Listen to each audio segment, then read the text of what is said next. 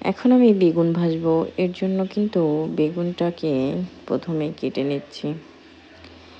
বেগুনগুলো কাটার পর ভালোভাবে পানি দিয়ে ধুয়ে পরিষ্কার করে নেব আর কি।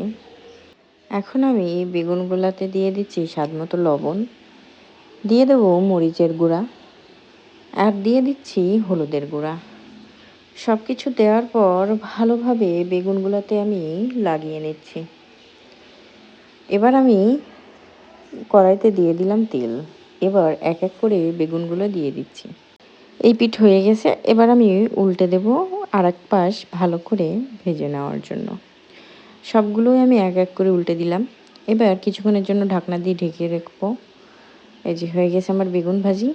এবার আমি এক এক করে নামিয়ে নিচ্ছি।